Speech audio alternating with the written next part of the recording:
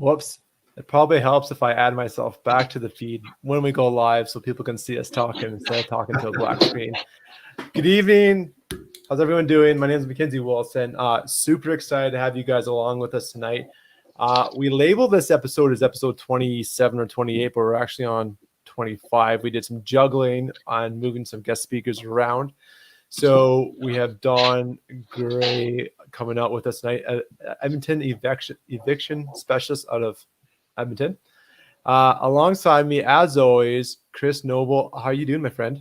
Very good. Very good yourself. Some pretty exciting stuff happened in the last 5 minutes of tonight to our page. I'll let you drive that conversation. Let's get into it. So we've been busy. But first, let's give some credit where credit is due. We just had two very fine ladies join us helping out and moderating in some leadership with our group.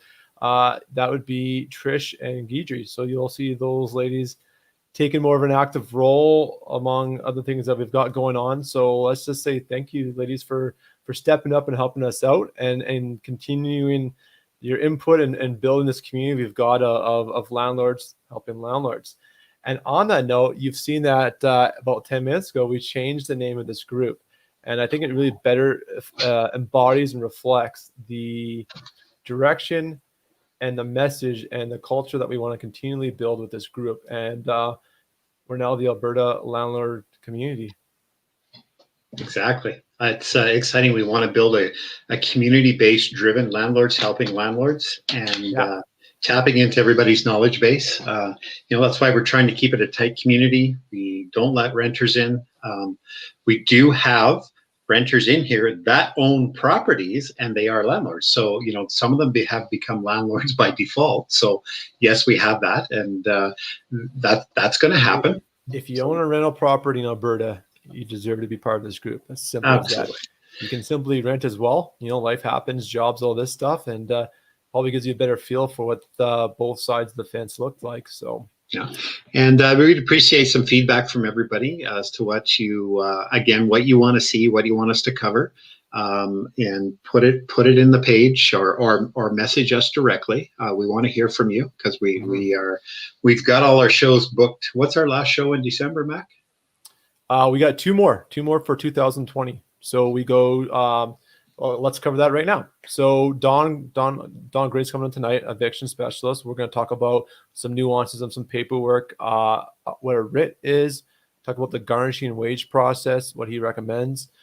Next week, Samuel is coming back on. We had a phenomenal response from Samuel. Was he last week? He was last week. He was our last show. This is what I like to call is Samuel I, episode 2. Season 1, episode 2. Yeah, so very experienced investor, landlord, has about, I'm not sure, over a dozen or half dozen rental properties. He ran a company, stopped doing it this year, but for the last 2 years, he screened over or selected and placed over 250 tenants for other landlords. So he had a tenant screen and placement service company they did. And just very, very knowledgeable. He's like me. I love the tenant screening process. So it was a very nerdy-esque, exciting conversation for me. I had my, as Chris puts it, my propeller hat on. We did that. It was good. And then to wrap up 2020, we have a phenomenal presentation coming out from my bookkeeper. Actually, Chris, now you're a bookkeeper too. Diana Irving. She's working towards her CA.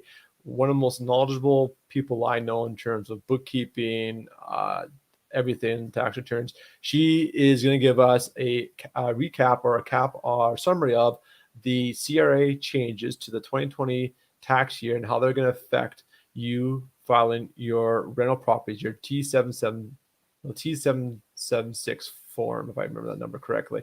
Doesn't matter. Basically, if you're a sole proprietor and you're filing on your rental properties, you're going to want to pay attention to this conversation because she's going to give us tips and tricks and give us insight to what's coming down the pipe so we can plan accordingly to maximize your tax savings and do better on your tax returns. So a really good conversation to wrap up 2020.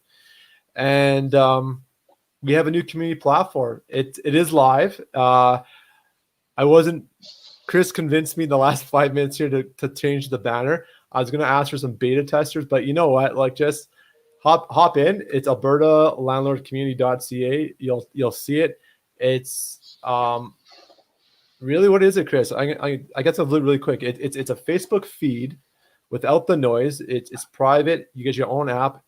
You can get, I don't know, like, there's so many things I can explain. I don't really want to go on forever here, but well, let's just hold off. We'll just let's just deal with the changes that we have, and we'll go baby steps. So we won't go too big. Let's do that. If you're eager to try it out and test out yourself, you're a little tech savvy. albertalandlordcommunity.ca. Log in, get signed up. It's pretty powerful. We've got, all of our discounts and stuff will be set up there. We have like an event calendar now. And as we go through the weeks, I'll start doing pop-ups and posts to kind of walk through some really cool features and keep it simple so you guys know what's going on. Anyways. And the site will grow on an educational basis as well. We'll continually adding new courses and new things on the site, and you'll see that as it grows. So. And good segue, 2 more quick announcements, then we're going to get done on here, patiently waiting for us.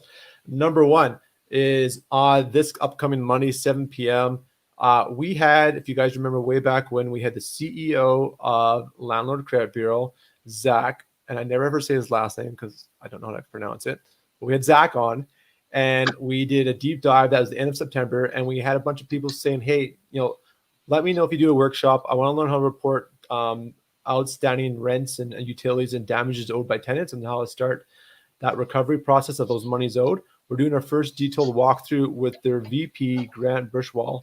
We're going to have a walkthrough. We're going to answer all your questions and actually help you guys out individually. That's a private workshop.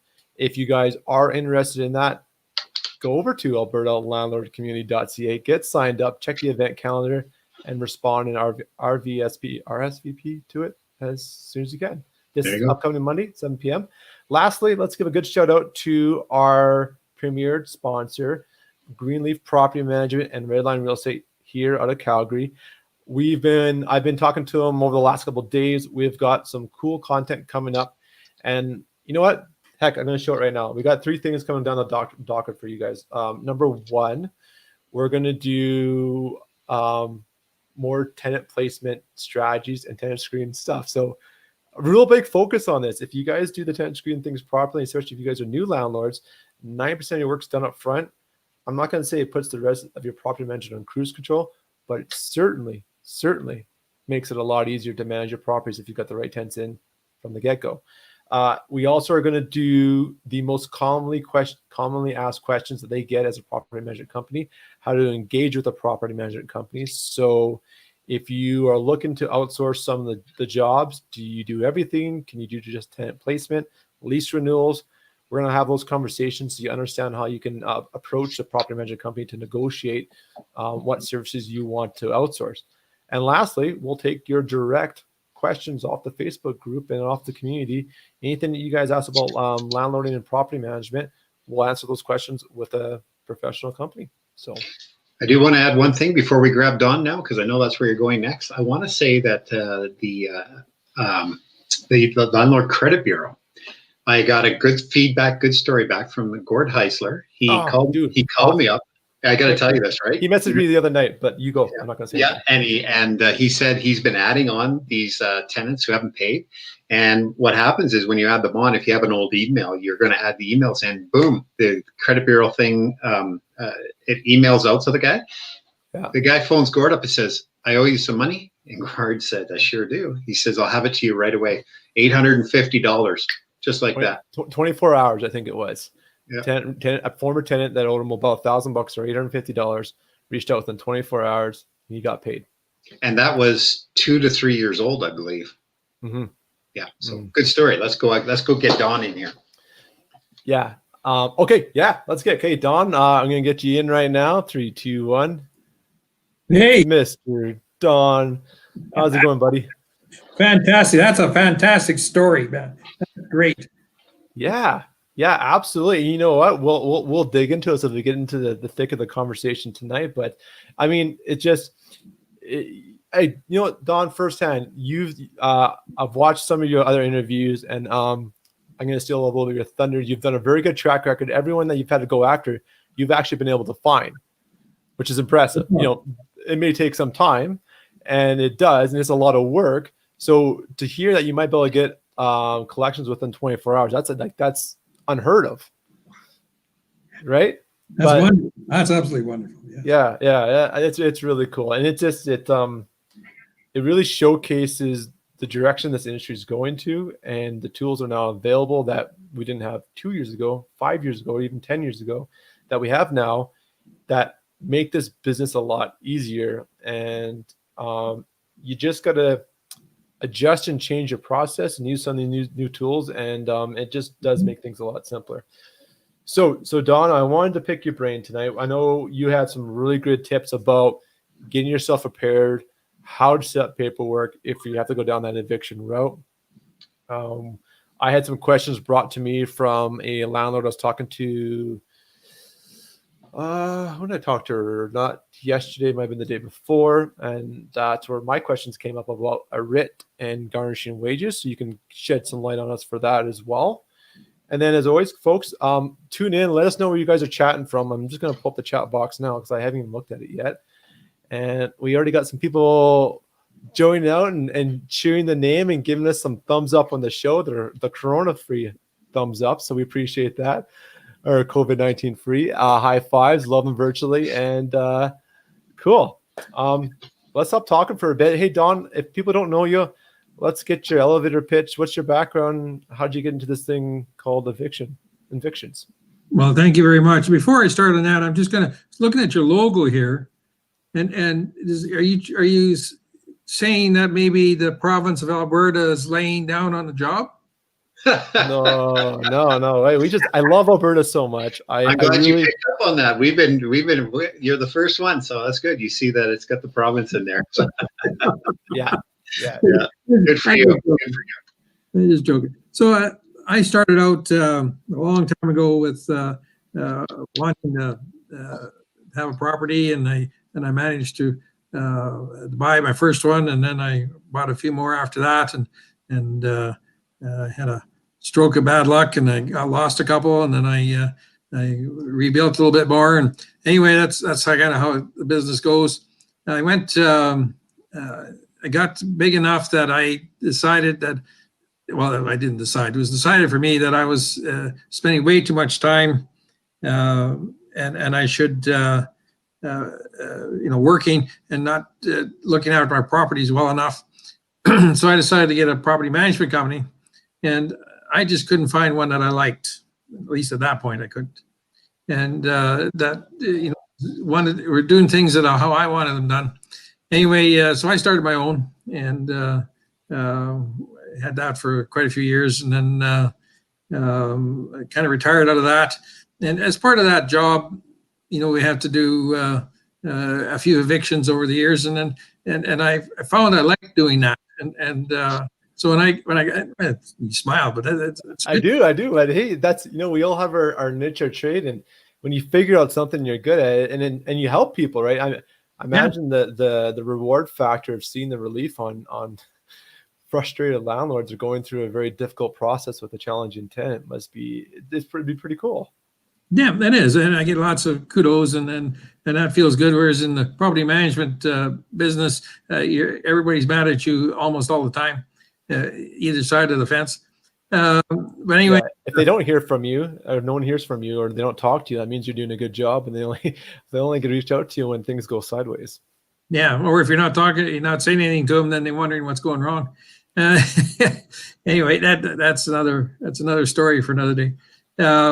So when I retired from that, I knew I wanted to start this, and I had already actually had the company name picked out and everything. And so I retired for a week and did that honey-do list and dived right in doing evictions. So that's I think I'm in my seventh, eighth year, something like that now. This company, and it's growing quite steadily, and I enjoy it every bit as much now as I did back then, and even more so because there's more stuff now. I'm learning more. I'm seeing more stuff, and more changes that have happened, and of course, you do something more and more, you hopefully get better at it, or not jaded, better. Yep. yeah, and I feel that I've been getting better at it. So that's kind of what brought us up to here now, and so your question you had was Ritz and Garnishees and that sort of stuff. I wanted to start off first, if I could, with how did you get to this spot where you now have a damaged unit? So this is after you've gone through court, or the people have left, whatever way, whether you've evicted them or whether they left, and you get possession of the unit and you walk in there and you think, my Lord, what a disaster. Damages can be small and can be large, huge. My biggest claim was $43,000. That was a pretty big mess. Mm-hmm. But anyway, so now you think, what am I going to do with it? $43,000 was your largest claim you dealt with? Yes. Wow. And we won that too. That was a little story behind that is, yeah, fill us in. This was a family that raised rabbits, and they had rabbits throughout the whole house, and it's everywhere down in the heating ducts and under the baseboards and everywhere, and you couldn't come in. Well, when you came in the door, the smell just would knock you over, and there was everywhere, and yeah, it was quite a mess. So, at any rate, we got it all, went through the stages, and anyway, ended up in court, and the tenant had, one reason she had moved was she had an uncle pass away or something, gave her a bunch of money, and so she went and bought a house. And I mean, we found out where the house was, and we served her and all that. She wouldn't come to the hearing, so it was a pretty good, pretty easy one to do once we went through all the stuff. Mm-hmm. And the funny part about this, or the odd part, is after I recommended to the owner that they use a collection agency, a fellow that I have done lots of work with out of Sherwood Park. And anyway, he's quite on his stuff there. And it turned out that this owner passed away before we got the collection done. So the collection agency took. There was nobody on to. There was no next of kin. Next of kin. So he took on the trustee role. They had to apply for it and all that. He got trustee role, and of course, through that they sold the house, and the owner got all of his money. So hold up. So former tenant moves on, $40,000 worth of damage. You find them, you serve them. In this process, they pass away. They pass on. They die. After we got there's no estate in place, no trustee. Your collection company applies, gets that role as trustee for this former tenant, and gets the landlord paid out by selling their house. Yeah, that's wow. That's not a everyday occurrence. No, not at all. That's good for them. And $40,000 of damage. That's the highest I've heard so far. I know I've seen one poster in a community that a tenant did some plumbing work and flooded and damaged the property, and it was almost 40,000. I think it was 35, 38. So I think that was a bidet that was put in. It was, yeah. That was a bidet. That's right, Chris. You're up to date in your Alberta Landlord community gossip. But yeah, and that was just that just sheds a lot of light on how important due diligence is. And you know, when things go sideways, they certainly can go sideways. That's where these horror stories come from. But I honestly want to say, when you look holistically at the picture, that's not very common. We get those stories because we're kind of the go-to resource for this information. We're landlords helping landlords. So, you know, we want to see these questions come up and ask them to help these people get through these difficult situations they're in. But it is not that common. So, yeah. Anyways, so go ahead, Chris. So Don, I think what I want to try to do here is I think people that are watching would love to know. We'll start with a process, and let's go step by step, and then where they would be like, oh my God, I need Uncle Don right now. Yeah, you know what? I think with that, we're going to call Uncle Don's eviction services here. So there we go. You're kind of a tough looking character on that screen, by the way. I wouldn't want to mess with you. So. So Don, when we have people that first things first is people are going to get behind in the rent. So what's a good practice? Let's start off with your first late rent payment. What's a good practice? Let's deal with that for people to start to do. The most important thing, if we're going to get to a point where there's going to be some damages, or you think there's going to be damages, or even if you don't even think it's going to be damages, that just so that you're prepared for it, is always keep track of everything. Write little notes to yourself, put it in a file. Have a file for each one of your units. If you only got one, you only need one file. And if you something is noted, something happens, you write a little note, throw it in the file. Any documentation, you write a 24-hour notice to inspect, and then the follow-up letter to that. To the tenants, we were in on Tuesday, and you and I agreed that you're going to do this and this by these dates and all that kind of stuff. And you put that into the file. So a copy of your letter. So let's say we have December 1st comes. Let's use November because we're in it. November 1st came and it went. When would you say the first 14-day eviction notice should go out? What's a good practice?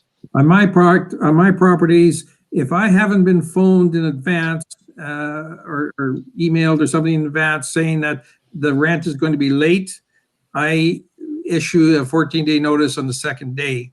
And if it's a repeat, it's been 2 or 3 months in a row, or even if it was a month off in between, they paid on time, I will, if I'm not getting good vibes, I will actually file right after I give the 14-day notice, so I can put the 14-day notice in the application, and I go straight to file. These people need to understand that you're serious and that this is a business, and you need that money just as much as they need money to pay their bills. You got to pay yours. Right. So we're going to go 14. Day 2, 3. You may go your very first late. You may just do a verbal conversation with somebody. Say, okay, I'll have it to you by the 5th. So if they have it to you by the 5th, say they don't have it to you by the 5th, you're saying, well, boom, get that 14-day notice out so you can get a process going. Yeah. And then you're having some bad vibes. You're not getting the communication, which happens, not returning texts, not returning phone calls. So you're suggesting perhaps they should be considering filing with the RTDRS, correct? Yes, just as soon as possible. And I do it for a couple of reasons. One, not so much to evict them, but send a notice or send a message that we're serious. And I've had some borderline tenants, or some tenants, I call it re-education, re-educate them into what's important. If you don't have a roof over your head, you have nothing. And people sometimes have to have that stark reality before they understand it. And when they understand that, then I have no trouble sitting down and talking with my tenants or your tenants or anybody's tenants and saying, okay, you've got a problem here. Let's figure out how we can help you solve it. And often it's just a matter that they don't know how to handle their finances. Right. So one of the questions that's going to pop up here is you have a landlord that's out of province or in a different town. Can they email a 14-day notice to a tenant, or does it have to be served upon them? No, it could be emailed if that's the way you normally converse. So you get your payments by email, transfer or something like that, and so you can do that. mostly because it can't be enforced. You don't need you can't use, a bailiff won't go and enforce a 14-day notice. You have to have a court order, and the court order then is the one that has to be served. So, right. Yeah. So is this a service that you would offer through your company? Would you, if somebody phoned you up, say, can you help me here? I can't reach my tenant. This particular area being Edmonton, the Stony Plain, the St. Alberts, would you help a landlord out with something like that? Oh, yes. I mean, we're a process serving company as well. I've done for divorces and all kinds of stuff. So yes, you can hire me just for that. That's fine. Okay, and you would also, you would do some simple negotiations where you could reach out to the renter because maybe the communication is broken down with the landlord. You'd be that unbiased third party stepping in, and they're not so hateful towards you, and maybe they would communicate better with you. You do a little verbal collection end of that, would you? Well, yeah, I can. It all depends what they want. I've delivered to the door and had that conversation with the person at the door because it was a shock to them, and they asked a couple of questions, and we ended up spending there half an hour while we go through their finances and quickly and you see where they can actually pay the bill. Good. Paying the bill. Perfect. So, okay, so now we got to the process. Now we've filed with the RTDRS. It's you can do all that online, and whether the landlord does it or they hire you to do it. So now, let's break it down up to the point where we arrive at a hearing. What happens next after you file everything with the RTDRS? Well, you get or develop. You have to do it nowadays on your own. Develop a package using the materials from the RTDRS. And the evidence that you have, and you make that into a hearing package, and then that has to be served to the tenant, so they know when, what day, and what time the hearing is, and that it's important that they appear there. Now it's via phone, it's a telephone conference. The importance of that, and then from there. The next step is the hearing itself. So in between the two, there can be evidence moved, extra evidence sent to the tenant, or the tenant may have some evidence they want to send to you. The landlord claims that they weren't paid, and here they got a receipt, and we can work all that out. And sometimes we can even get some negotiation done so that maybe there's a payment plan made or something like that.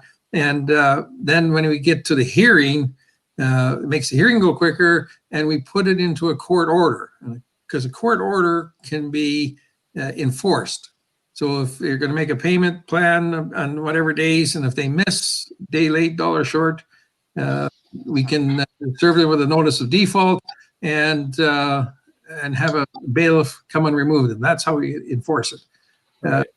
I got a newbie question here. So what's the difference between a judgment and then what was that last item you just called?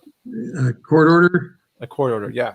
A judgment and a court order. Is there a difference, or is it just the two words? Yeah, they're two things. They're in the same document, but they're two things. A judgment is for the amount of money that's short. So if they owe you a month's rent, and there's some other fees and stuff that be added to it, and way that the judgment is to allow you or gives you the legal right to collect that amount of money.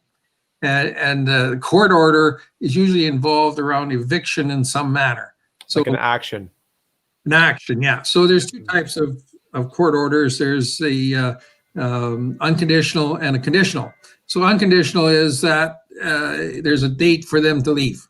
Get out. In time. Whereas a conditional order is that they have to do some action, and then if they don't do that action, then their eviction is a result of that. So that'd be like pay rent on time by the first. The second rent doesn't come around, they now get evicted. Yeah, and then you got to give them a notice of default and defaulted against that court order, and they have to have a prescribed amount of time, and anywhere from usually from 48 hours, and if there's children involved, it could be 7 days from the time that you serve that. So, for example, Mac, I had an order that a person had to pay me $150 once a month for 18 months. A judgment. I had a judgment against them, and and it ordered that the judgment. Okay, so within yes, I won a judgment. However, they agreed to make payments to me for $150 a month. So it doesn't actually show as a judgment against them. They've agreed through the court to make a payment. Yeah. If they miss one payment, one day over, all I have to do is take that to the court and say he's missed the payment. Now I have a judgment which I can now use. They stamp it, which I can now use to go and garnishee or do the collections, which we'll cover here in a second. So. Yeah, well, the judgment, you had a judgment right from the beginning. If $150 a month for 10 months, that you had a judgment for $1,500, and they were to pay that over at $150 a month. Now you don't have to take that when you get it from the court. You take it down to Queen's Bench and file it right away. So that's when it's stamped right there. So that's a legal document that has served to the tenant. Quite quickly after you've got it filed. So then if they miss a payment late or miss a payment, then you have to serve them with a notice of default because you have a court order and they've missed that. So the court order part is the $150 a month, as the judgment is the $1,500. They've missed the payment, so they've fallen. They've defaulted against the court order, and it says in the court order just how many days they have before they have to get out, and then that what is enforced by the bailiff. So this question here says, do you apply for judgments and orders separately? Well, you do it together. That's what you get from the hearing. Right. When you go into the hearing, part of your application package is they owe me $1,500 and they've been smoking in the property. And the judge gives you an order after it all and says, okay, it's going to be $150 a month, and you keep the peace clause there that says you're not going to smoke in the property. And so then if they missed the $150 payment, then you go to the route of serving them with a conditional order. So the two conditions of that one being the payment and the other one being no smoking and you're keeping the peace. Right. Okay. So now we've got a judgment for unpaid rent. We now they still dug their heels and they said they're not leaving. Yeah. So what's our next step? Well, then so you hire a bailiff, and the bailiff removes them based on your court order. That they had to pay, and then they didn't pay. So when you file or you don't have to file, when you serve them with the notice of default, you would send notice of default, the court order, and then the affidavit of service that you served the court order to the tenant. You send all that to the bailiff company, and then they send the bailiff out on the appointed day. And the locksmith, you need a locksmith to change the locks, and the guy's gone.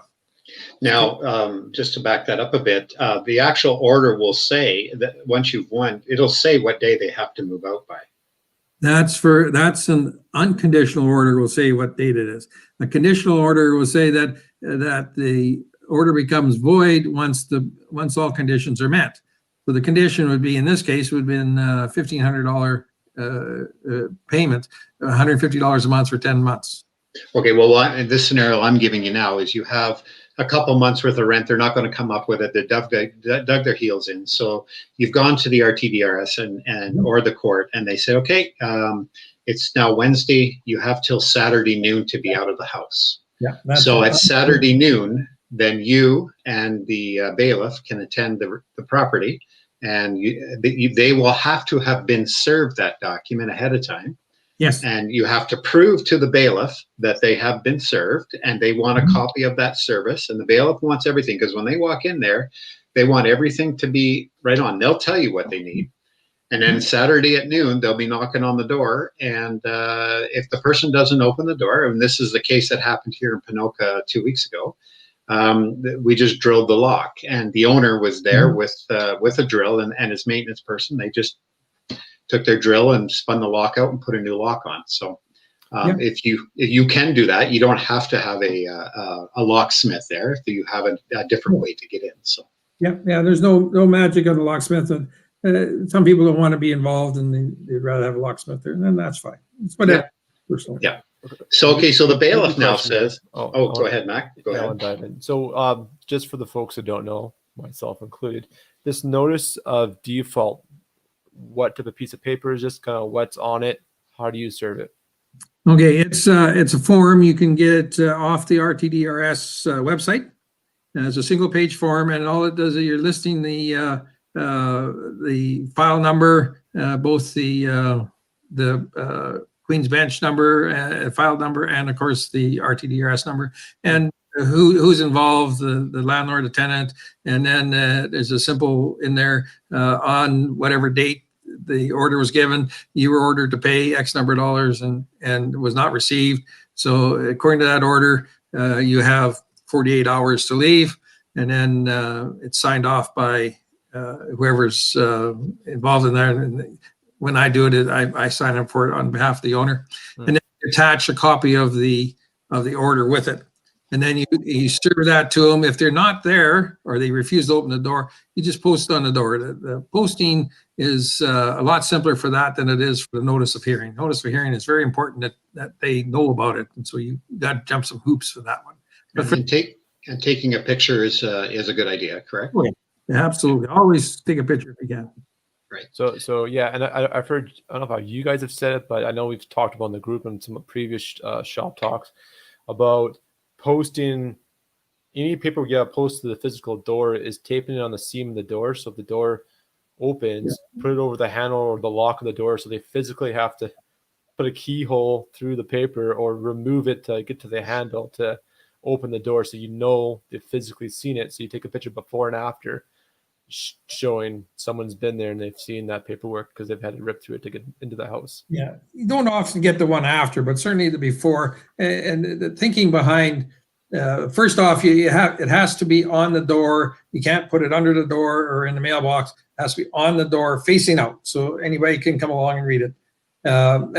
They're about their eye level, and I try to put it over the lock so that they have to touch it in order to get the key in. And secondly, especially if I feel that they're inside and they're just not answering, you hear the TV go on and Footsteps after you knock, it's a good sign. And then I put it over the edge of the against the just a little bit, so that when they open it from the inside, it's going to flap open and they're going to notice it. They can't say they missed it because it almost right. So now, Don, I'm going to lead you through this here next. So now we've served papers, we've got the judgment, and you've got the bailiff there. The bailiff attends, and the bailiff gives them direction to leave, and that's the bailiff's job. And there is provisions in the province. I've actually had a great chat with the bailiff that we used, and they can request police assistance. It doesn't have to be ordered. And they do their thing. Now, once you've taken possession of the house, let's jump right ahead. The tenant's gone. You've got possession of the house. You have a $2,500 judgment for unpaid rent. Now you walk into your house and you find out you have $10,000 in damages. What happens next? Well, simply you got to repair it. But what happens legally next? How do you collect that $10,000? What's the next process? The next process is the same as you got the eviction. You'll need to do what's called a damage claim, and it's the same process, different form. So the process that you do is when you go in and you see all the damages and you know it's going to be lots, or even if you don't know and you just want to record it, take pictures of everything, and don't be afraid to take 100 pictures. I mean, you're only going to end up needing 20 or 25, but you might have to do 100 in order to get those good 20 or 25 ones. And you want to, some of the things I do is, take a pen or your hand or something. And if it's a hole in the wall, you put it beside and then take a picture of that. And then you can take one a little further back so you get the context of where it is. So you get an idea of the size. I mean, some people, or I've seen where the hole looked like it was humongous, but it was taken up so close that So basically, you want something to be able to show the size. So if you take a tape measure or a ruler or something and put up there, you can say, okay, you have a 6-inch hole. Yeah, just your hand, whatever, it doesn't matter. Right. So then you go back through the process again, RTDRS, you get a judgment against them again. And Well, that's the end result of this. So we take those pictures, so we go through the whole works, and then you have to get your items fixed, repaired, cleaned up, all that sort of stuff. And you keep track of all the invoices, all the time involved, and then and what you've paid out. And then after you've got it done and it's rent ready again, now you take pictures again and try to utilize the same angles reasonably close. And so then what we end up with this is we're going to have 2 rows of pictures on the page. We're going to have damage fixed, and the reason we're doing that is that the judge or adjudicator will want to know that stuff was done, that you're not going to be trying to collect again from another guy, or you don't do it and sell a place or something. If you're going to charge the guy for it, the work's got to be done. And then so that's how we develop the application. So you're doing an application. So you got to have all that information before you apply. And you've got 2 years from the time you discover. So the day you open that door, that's when the 2 years start. And we can add things to it too. We can, I mean, if you've got a judgment up to, I don't know, October 31st, and for rent, and now here it's November, and so you're not going to be able to $12 worth of damage. You're not going to get it rented for December 1st. It's probably going to be all of November and probably part of December before you get the job done. And so you should be compensated for that time. And then lost rent. And you got to advertise it. There's other things that we can add on, and the idea behind is that whatever damage you put in, ask for, it's going to be cut down a little bit, and so you ask for more in order to get what you need. That's kind of the strategy. You need to be truthful. Now, the other thing, truthful in that process, but the other thing you need to understand too is that the adjudicator is going to discount for age. And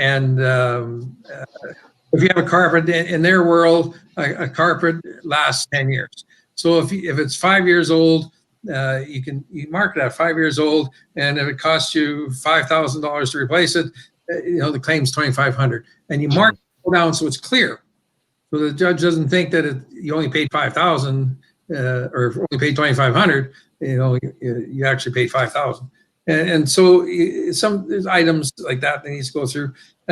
Painting, if the painting is 5 years old, you're going to get reimbursed for the repairs. You're not going to reimburse for the painting, because that you would have the paint anyway. That's their thinking. Might have been, in my mind, it might have been wonderfully good the way it is, but to their way of thinking, you're going to have to paint anyway. So that's how you put it together, and then you make the application based on that.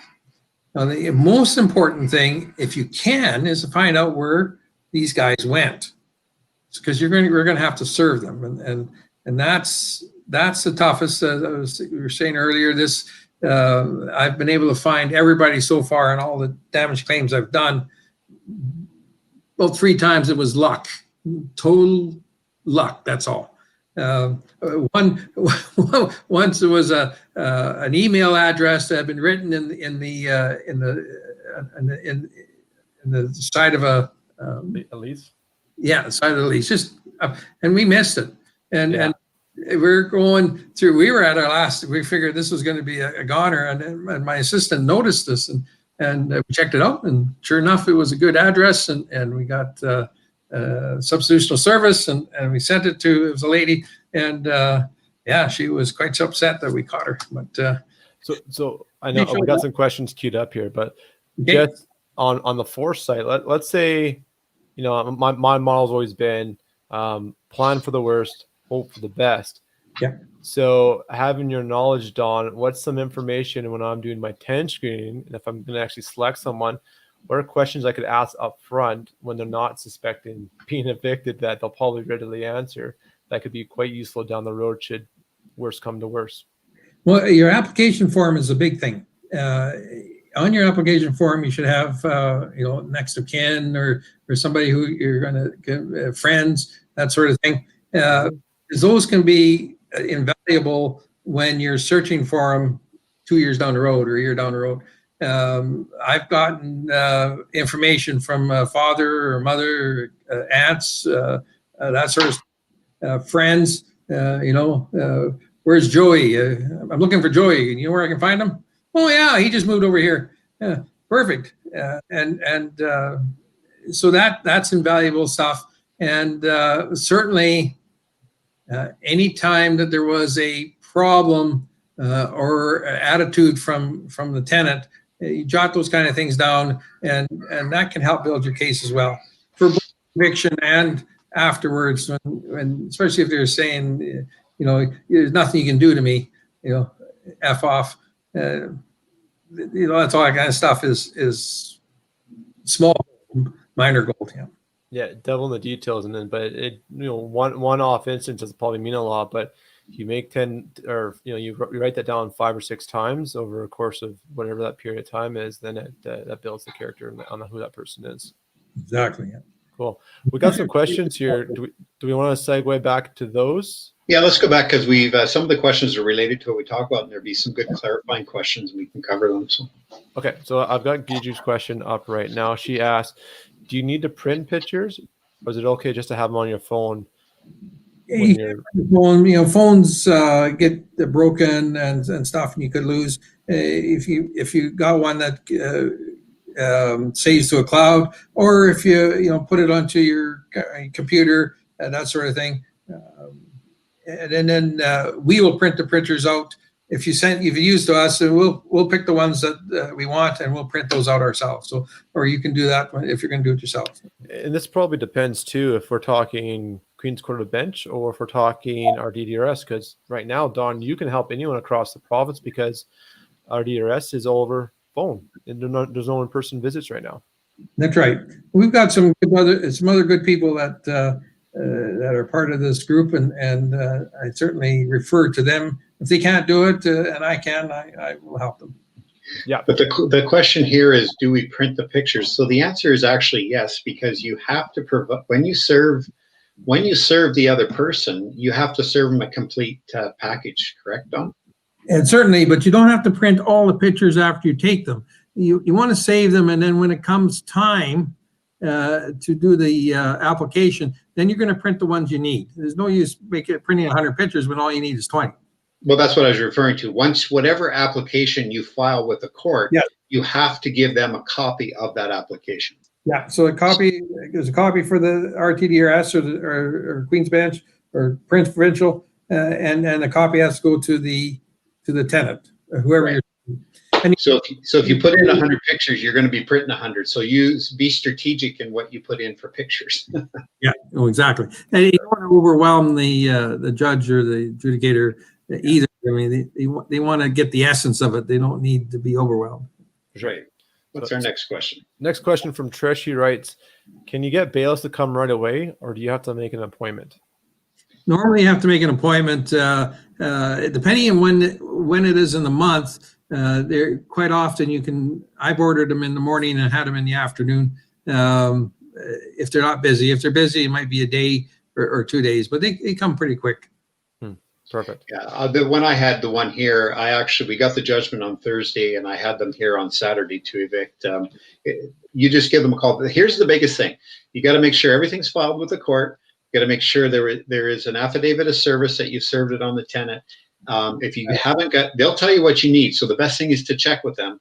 They'll actually give you a little checklist for you to follow. And if you don't have that done, they won't come because they can't legally act. Correct. Makes sense. Okay. Next question here is, sorry, let me just, Tracy. Sorry. Here we go. Nope, that's Kijiji. Yeah, here you go. Do you have a list of items with age or monetary value? I assume that's with your Yeah, for evidence. the damage claim. And no, I don't. The different adjudicators have slightly different ideas, and they have a general idea, but that's not a published thing that I've found anyway. It's just from knowledge, from having done quite a few, that what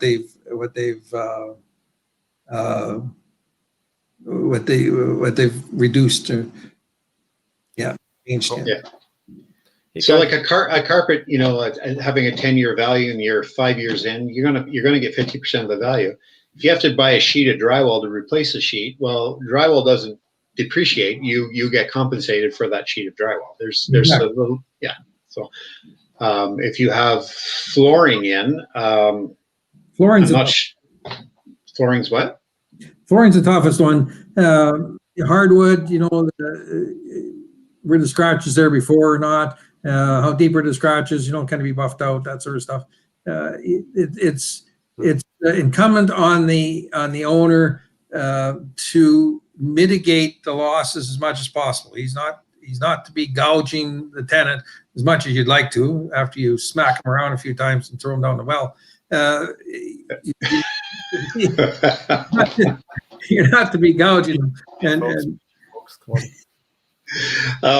Don, I think that's where we defer back to your check-in and due diligence on a check-in. So if you have hardwood floors, you know what? You need to be documenting and taking pictures of those. And I would, in fact, go in there, get your ducks in a row, have a look at the place without the tenant there, take your pictures.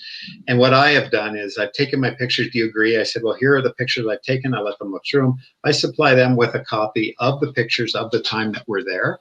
So, and I supply a tenant with a list of the same pictures.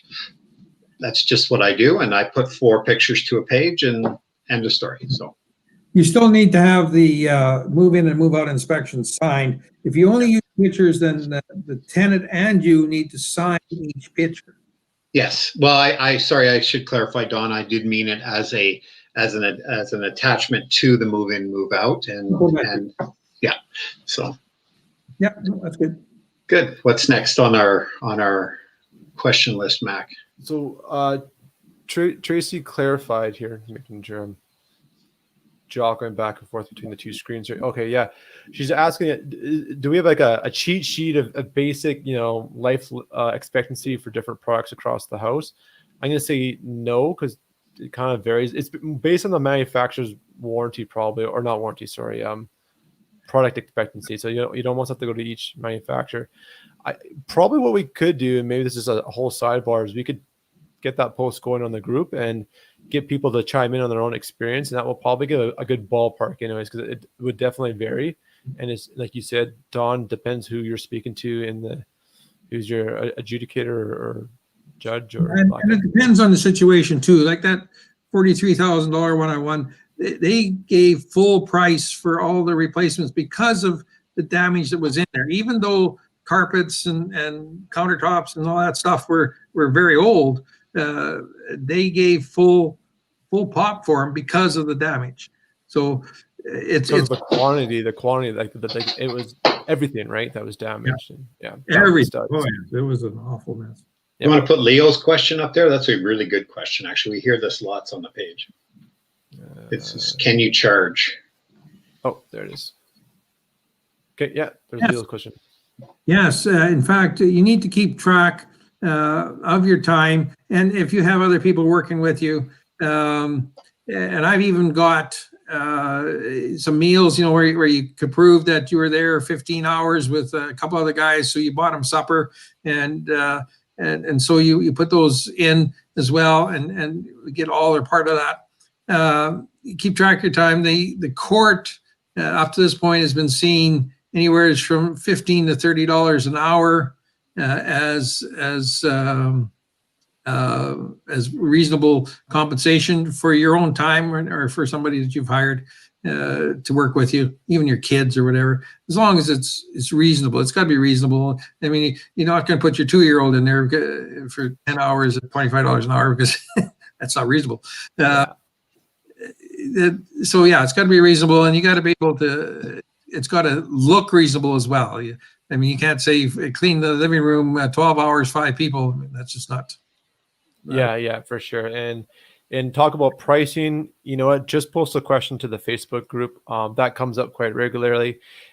People who've been through recent cases will just say, yeah, I was able to now do 25 or 30 or $35 for whatever task or trade or repair that you're doing. So it does kind of vary over time, but it seems to be creeping up. I think I've seen high as $35 now for cleaning and painting.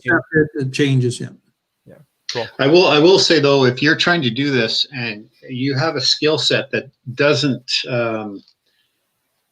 coincide with a $35 or $40 an hour wage, you may get questioned on that in court. So be reasonable with the amount you're asking. If you're trying to go in and do this, and you put 100 hours in, and it could have been done in 30, and you're trying to bill. You got to have a balance in there as to how that's going to work out. So the short answer is get some third-party quotes to back up your numbers. Yeah. Right. Yeah. I struck Guidry's question there. Okay, cool.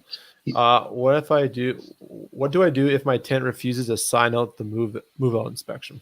Okay, so move out inspection is regulated by the RTA, the Residential Tenancy Act, and you need to have 3 places to sign for both the move in and the move out. And the first one is, yes, I agree, this fairly represents what the place looks like. The second one is, I do not agree. And there's a little extra space in there for you to say, I don't agree with item front room, floor, yada, yada, and that you don't agree.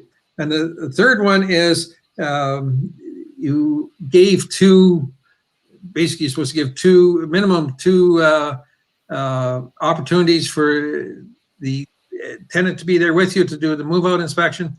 And if they're not, then you can do it yourself. And that third one is to say, I did it myself, and you sign it. So you need to have those 3 things there. So if even with that, they won't sign it, you just mark in that center one, tenant refused to sign, and mark the date and time on it. And because you can't force them, like the horse, you can lead them to water, but you can't make them drink. So yeah, as long as you do what you can do.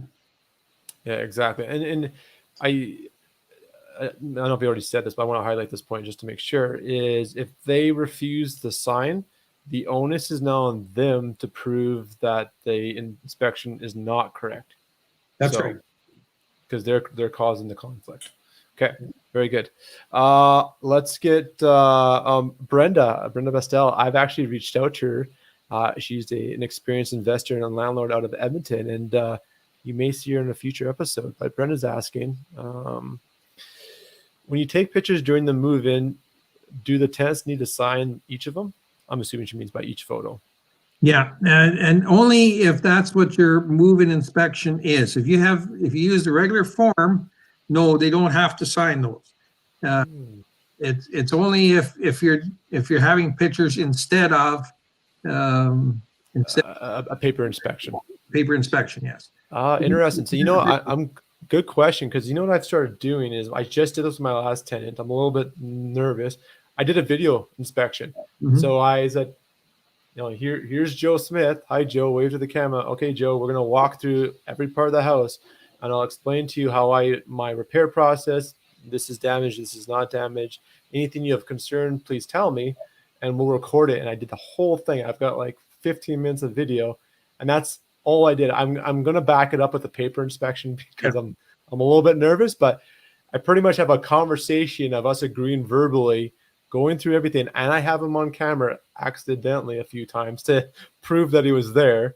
And I've been very, very black and white and clear on existing damages, how I approach things, and all that stuff. So it's all documented, but it's on a video. So if Don, I'm not sure if you've been through that. So if I have a video with the tenant agreeing verbally, and I have that recorded with him on film saying that, how does that work for this? I think you should be okay. This is new ground. And I don't think that's been tested yet. But I would think you'd probably be okay.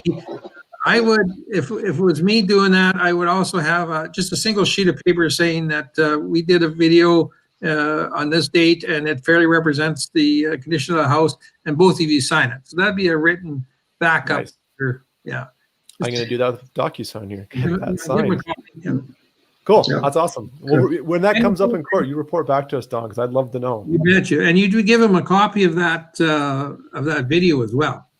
I gave a Google link in an email. So, Yep. That's a copy. Yeah. Yeah. Cool. You can prove that you gave it to them. So Very cool. yeah. Cool.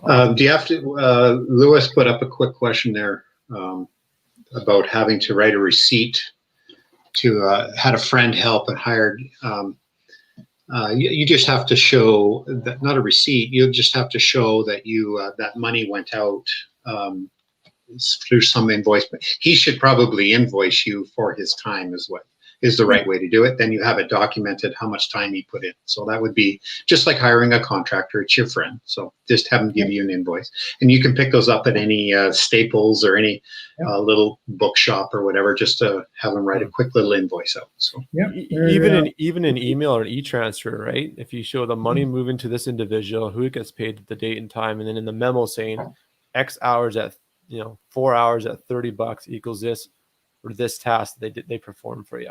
That's right. That's right. All right, cool. Well, there we go. I think we got her all covered there tonight. I do want to add in here, Don, you do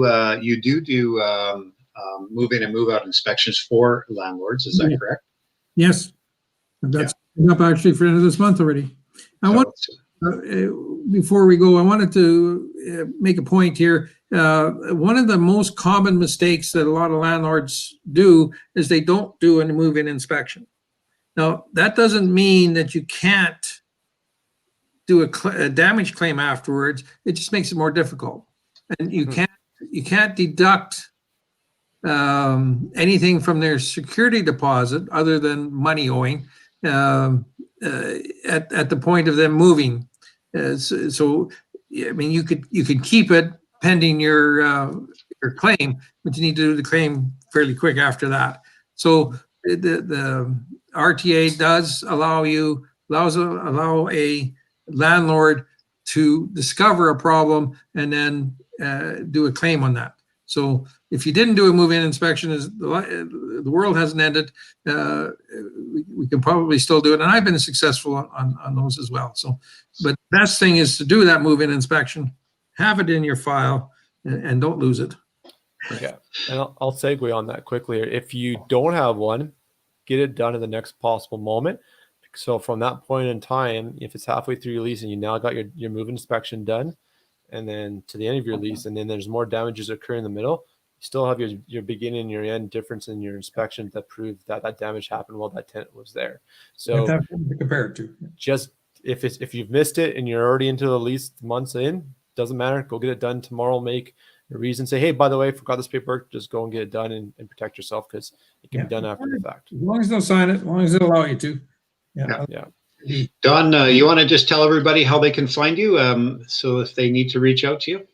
Oh, absolutely. How can we find Don? There we go. I have an email, or sorry, I have a website.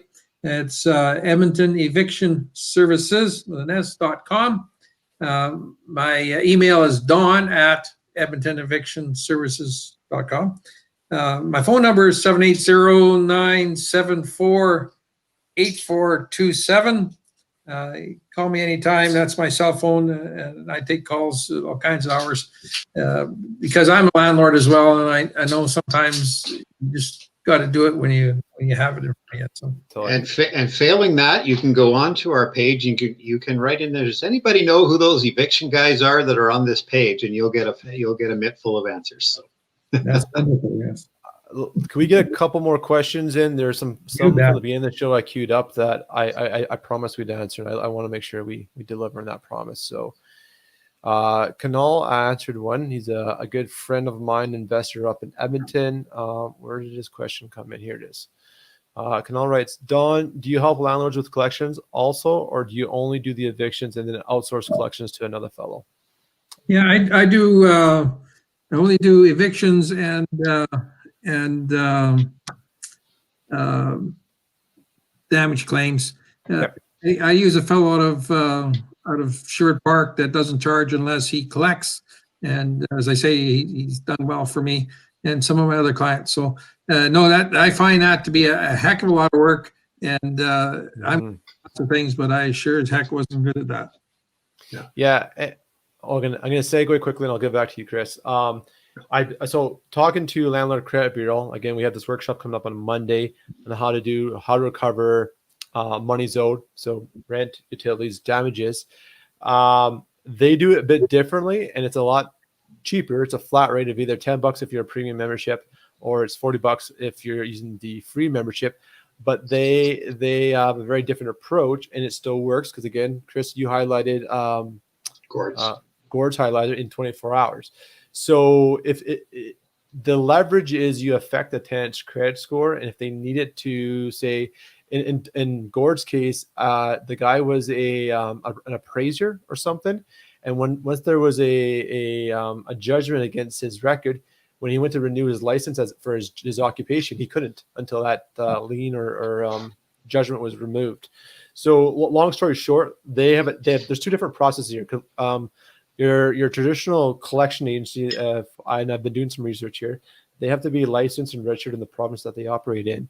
And they typically will go after, they typically don't do landlords upfront. I'm going to say that right now because our pots are too small, right? As you're alluded to, Don, it's a lot of time and effort to chase down someone when they're trying not to be found. And typically they collect something like 30 to 40%. They'll garnish. So let's say there's 10,000 outstanding. You hire collections, they're going to take, and they're able to collect, say, on 5,000, or they get the full 10,000. They're going to take 30% of whatever they're able to collect on as part of their fee to collect on your behalf. Landlord Credit Bureau, they do it differently. They are just a reporting agency. They're not a licensed collection.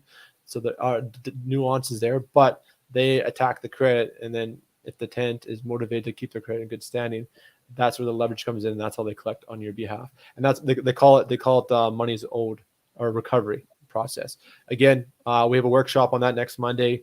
If you're interested, go over to Alberta Landlord Community.ca, get signed up. It's on our events calendar, queued up with the VP grant. Okay, I think I answered all my questions without rambling on too long. Chris, you're going to say something. No, you covered it, actually. You and I were on the same wavelength. So. Oh, okay. Fantastic. Well, so do we answer this question from Cindy? She popped this right at the beginning of the show. So she said that the property is dealing with our evictions of our tenants this week. They filed notice of default today, and so this will be very informative or going down avenue. So I think we kind of answered this in walking through the process that you've laid out, Don. So yeah. Okay, very good.